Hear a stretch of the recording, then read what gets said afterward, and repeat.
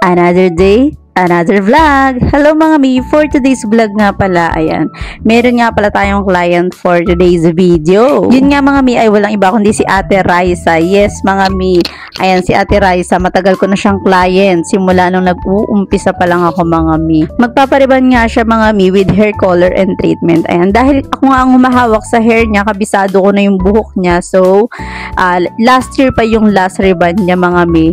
Ayan, kaya ngayon i-re-ribbon natin siya mga mi. Ayan, lalagyan ko muna ng gamot na pang-ribbon yung kanyang routine. Halos kulang 3 years ko nang nagagawaan si Ate Raisa mga mi.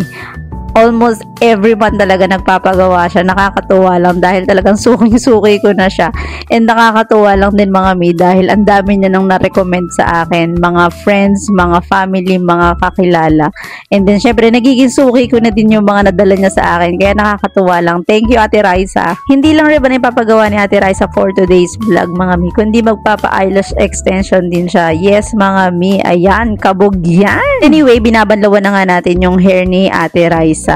And then, syempre, after ng pagbanlaw mga mi, ibo-blow dry ko na and then, proceed na po tayo sa plancha. Ayan, hindi ko na nga nakuhanan yung pag-blow dry.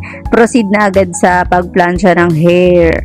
And then, syempre, kwento-kwentuhan lang din ng mga marites. Matagal na rin kami magkakilala ni Ate Raisa mga mi dahil magkaklase yung mga anak namin since daycare. Ayan, nakakatawa lang din mi dahil marami din kami mga kananay na nagbabanding.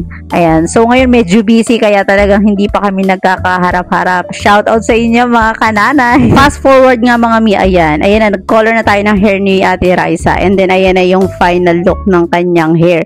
Bali, tinone down lang natin yung color niya mga mi, ayan, para hindi siya masyadong mag-light. Ayan, yun din naman yung gusto niya, mag-tone down ng color.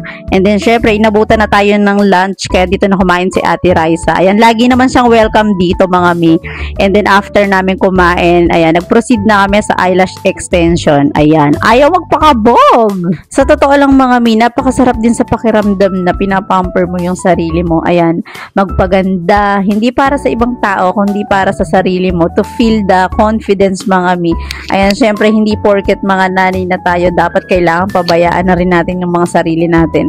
Ayan, nakakatuwa lang din si Ate Raisa mga mi dahil sa almost kulang 3 years niyang nagpapagawa. Halos every month talaga mga mi, hair, lashes, and nails talaga nagpapagawa siya. Ayan, mga mi, deserve natin magpaganda.